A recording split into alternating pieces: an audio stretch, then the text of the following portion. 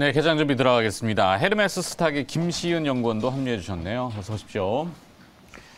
자, 이동구 팀장님께 먼저 여쭤봐야 되겠습니다. 미국의 움직임들, 지금 미국 시장 금리는 계속 떨어져요. 사실 테이퍼링이라는 그 이슈를 발표했음에도 불구하고 금리가 역으로 움직이고 있어서 좀 궁금증도 자아내고 있는데 테이퍼링 개시와 연준 스탠스의 변화, 이걸 좀 풀어주셔야겠습니다.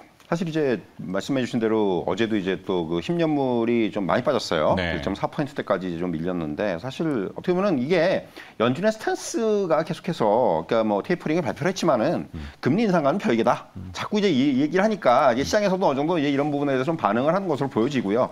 그리고 이제 그럼에도 불구하고 사실 또 지금 연준 내부의 어떤 상황들을 보면은 내년 금리 인상을 시사하는 발언들은 굉장히 많이 나오고 있어요. 아시겠지만은 뭐 클라리다 부의장 같은 경우도 금리 인상을 위해서 필요한 세 가지 필수 조건이 이제 뭐 2020년 말까지는 충족이 될 것이다. 이 세 가지 조건이라는 건 뭐 인플레이션, 실업률, 뭐 GDP 이런 것들인데 결국 이 얘기는 결국 내년 중에 금리 인상이 있지 않겠느냐라는 얘기하고 이제 통한다고 말씀드릴 수가 있겠고 뭐 최근에 뭐 제임스 블러스 세인트루이스 연 총재라든가 패트릭 하커 필라델피아 연 총재라든가 전부 내년 금리 인상에 대한 의견들을 제시를 했습니다. 뭐 아시겠지만 시장에서는 이런 부분에 있어서 뭐 주목을 안 할 수가 없는 상황이고, 그러니까 지금 어떻게 보면은 지금 금리는 10년 국채 금리는 하락 쪽으로 가고 있는데 연준 내부의 스탠스는 조금씩 이제 변화하는 것이 아니냐. 저는 이렇게 좀 말씀드릴 수 있을 것 같고 가장 제가 좀 주목을 하는 부분은 연준 위원들의 성향에 대해서 생각을 해야 된다는 얘기예요. 무슨 얘기냐면은 내년도에 이제 아시겠지만 연준은 돌아가면서 투표권을 갖습니다.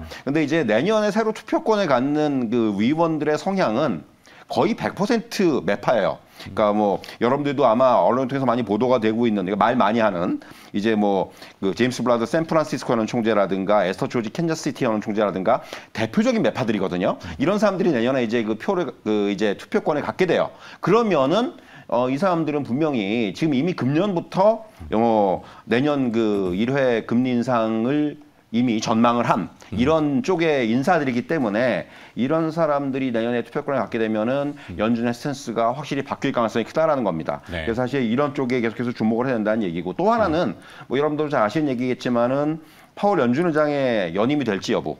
뭐 이거는 사실 어떻게 보면은 공화당은 오히려 그런 얘기가 없는데 민주당 내에서 이제 좀 강경파들이 파월 의장을 마음에 안 들어하는 쪽이 있죠 좀. 그래가지고 이제 뭐 아시겠지만은 지금 뭐 라일 브레이너드 연준 이사 이 사람 갖다 미는 쪽이 있기 때문에 이 사람은 정말 그 어떻게 보면 시장 입장에서는 상당히 규제를 좀 강하게 해야 된다는 그런 입장들을 보이는 사람이기 때문에 어떻게 보면 시장 입장에서는 파월 의장의 연임이 훨씬 더 좀 유리한 측면이 있는데 이 부분도 하나의 어떤 그 포인트가 될 것으로 보여지고요.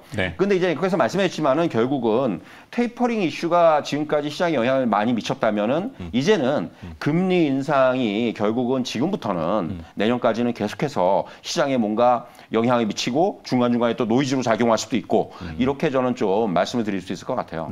자, 말씀을 좀 정리해드리면 이렇습니다. 그 인플레이션 지표는 계속 올라가고 있는데 시장 금리는 떨어지고 있어서 중앙은행인 연준이 그냥 인플레이션은 일시적이야라고 하니까 시장에서는 못 믿겠는데 이러면서 인플레이션 해지용으로 비트코인으로 갑니다. 비트코인과 뭐 이더리움이 각광을 받다 보니까 금 가격도 같이 좀 들썩거리고 있고 그러다 보니 NFT, 메타버스 이쪽과 또 연결이 된단 말이죠. 자, 그래서 김시은 연구원은 메타 뭐 다 때려치우고 메타버스다. 이거 타야 된다 이거죠. 일단 메타버스의 종점이 어디에 있을까 싶을 정도로 시장에서 어마어마하게 지금 달려나가고 있는 모습을 보여주고 있습니다. 현재는 순환선이라고 봐야 되겠죠. 뭐 순환매 계속해서 돌고 있는 모습을 보여주고 있는데요. 메타버스나 NFT 등 일부 테마의 순환매가 지속되면서 그 투자자들의 관심도가 집중되고 있는 모습을 보여주고 있습니다.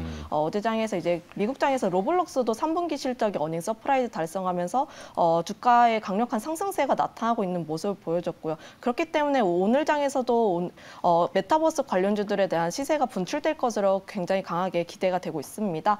일단 메타버스 관련해가지고 Z세대 이후 세대들한테는 주요 플랫폼으로 인식이 되고 있습니다. 제 주변인들의 뭐 젊은 친구들한테 여쭤보더라도 MZ세대? 뭐 MZ보다는 Z세대, 알파세대, 뭐 10대를 중심으로 이용자가 이용자가 되고 있기 때문에 아빠 쪽에 뭐 M세대 같은 경우에 뭐 30대라고 주로 이용이 되고 있기 때문에 뭐 10대, 20대 주로 이용이 되고 있는데 이들 같은 경우에는 보통 그 지갑을 열기가 어려운 뭐 세대라고 할 수가 있겠지만 이들이 자라날수록 이제 이제 관련 세대가 성장을 하게 되면서 트렌드를 만들어 나가게 그리고 이들이 성장을 하게 된다면 중장기적으로 산업이 성장할 것으로 기대가 되고 있기 때문에 네. 관련해가지고 기대가 될 것으로 기대가 되고 있고요.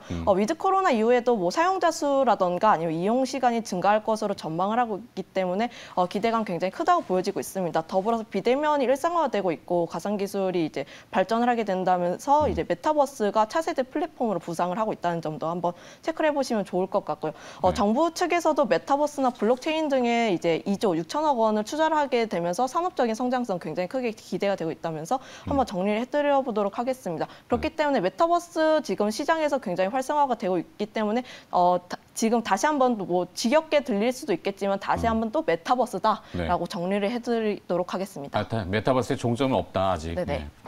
자, 그래서 개장 임박했으니까 종목을 내놔라. 네. 네. 기업이 뭡니까? 네, 맥스트 가지고 와봤습니다. 네, 맥스트. 네, 맥스트 김지은 연구원의 오늘 필살은 맥스트. 네, 맥스트 뭐 사실 위지윅이나 덱스터 시세 분출을 할 수도 있지만 뭐 위치적인 부담감이 있기 때문에 상대적으로 덜 오른 맥스트 한번 가지고 와봤다고 할 수가 있겠습니다. 아마 뭐 많은 분들께서 맥스트 굉장히 익숙할 것이다라고 볼 수가 있겠는데요.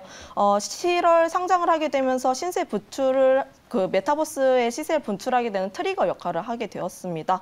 국내 유일 AR 플랫폼 보유를 하고 있는 기업이라고 보여지고 있고요. 전 세계적으로 하드웨어 판매량 늘어나고 있고 AR 앱 다운을 받았을 때 라이선스를 받는 수익 구조를 가지고 있기 때문에 그에 따라서 실적적인 기대감이 있겠습니다. 전 세계 50국가에서 10,000개 이상 개발사가 이용을 하고 있기 때문에 중장기적인 성장성도 기대가 되고 있다고 할 수가 있겠고요. 플랫폼적인 성격이라고 할 수가 있겠지만 광고나 새로운 사업을 진출할 수 있다는 기대감 또한 나타나고 있다고 보여지고 있습니다. VPS 원철 기술 보유를 하고 있기 때문에 시각 위치 확인 서비스 해가지고 AR 서비스를 가능하고 있고 25년까지 157개 구축 예정을 하고 있다는 점에서 외형 성장 기대감 있겠다고 볼 수가 있겠습니다. 네, 맥스트를 오늘 기업으로. 자, 개장이 이제 바짝 다가왔으니까 문 열 준비해야 되겠죠. 자, 준비 들어가시죠.